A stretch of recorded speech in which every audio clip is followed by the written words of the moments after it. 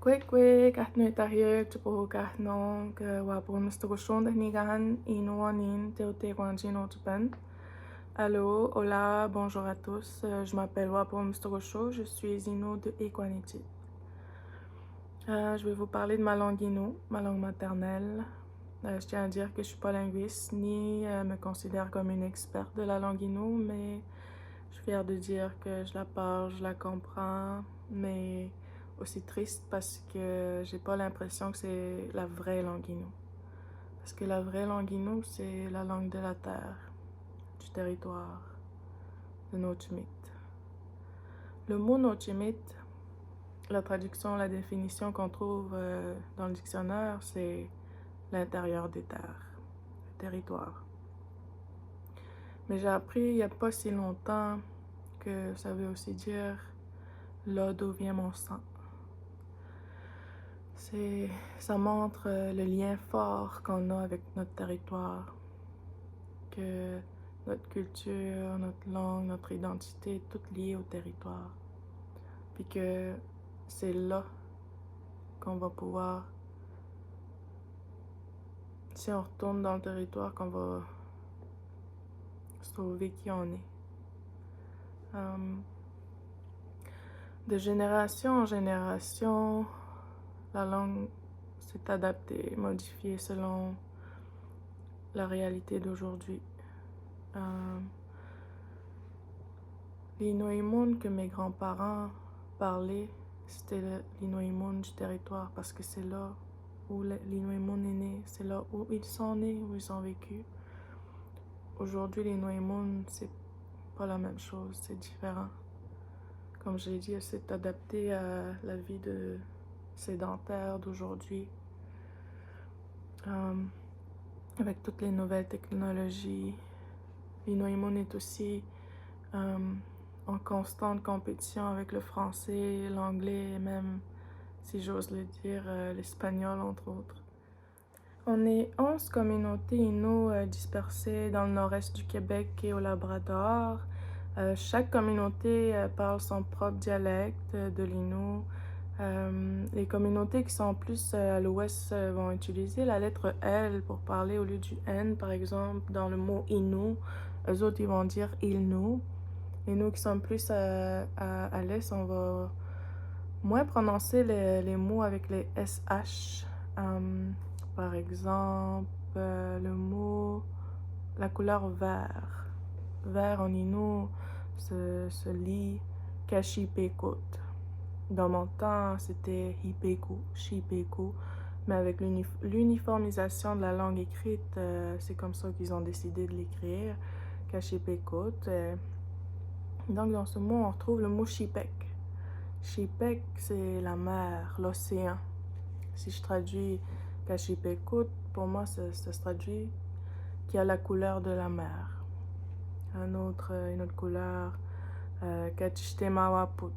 Kachtemawaput, c'est dans ce mot, on retrouve le mot tabac, Chitemo, qui a la couleur du tabac.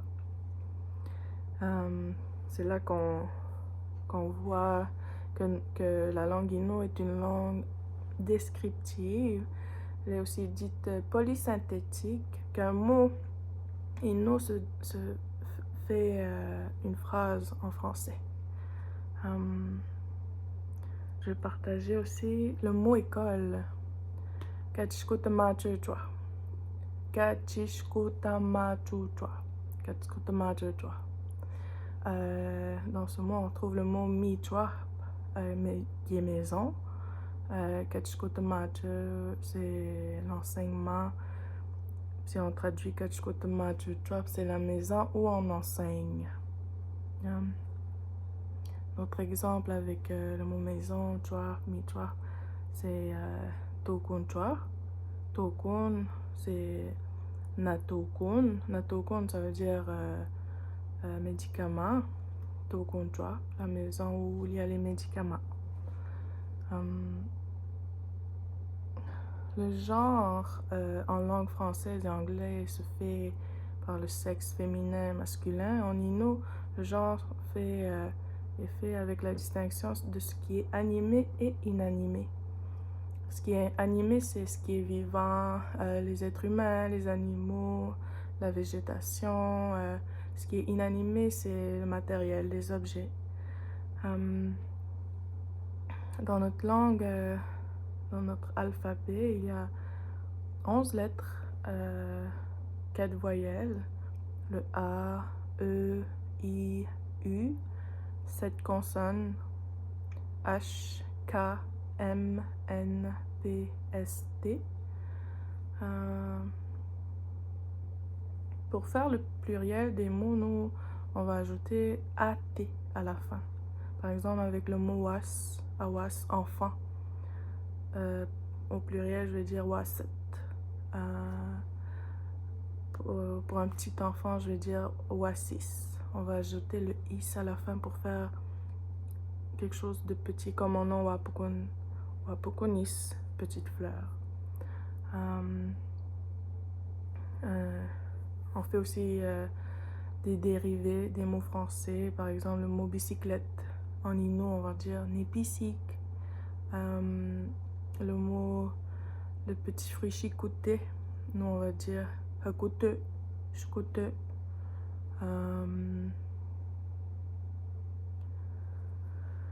Avec le mot was, pour dire mon enfant, je veux dire nitoasim, nin, moi. Pour dire ton enfant, je vais dire chitoasim, chin, chitoasim. Pour dire otoasima, win, otoasima.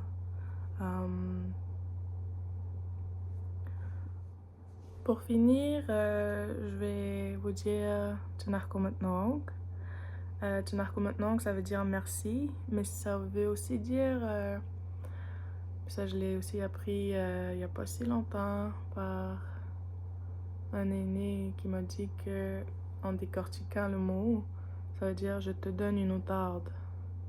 Chi, nesk, ça veut dire outarde. Mi, c'est te donner.